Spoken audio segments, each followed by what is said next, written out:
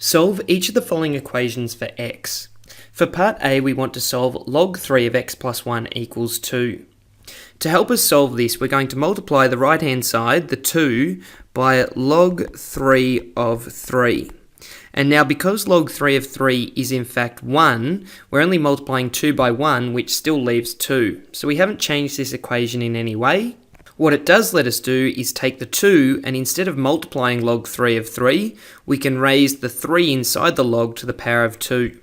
So our next line of working is going to look like this. It's going to be log 3 of x plus 1 is going to equal log 3 of 3 to the power of 2.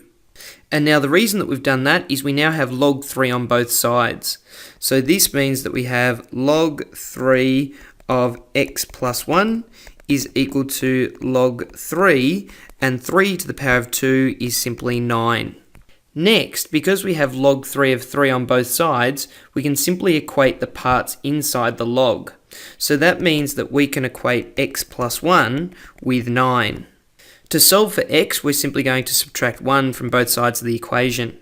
And this will give us x is equal to 8. So x equals 8 is the solution to part A.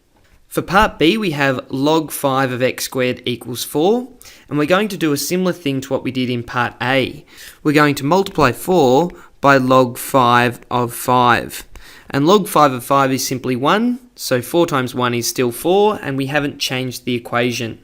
Once again, the point of doing that is we can now write this as log 5 of x squared is equal to log 5 of 5 to the power of 4. Therefore, we have log 5 of x squared, and that is going to equal log 5 of 5 to the power of 4. So that's going to give 5, 25, 125, and then 625.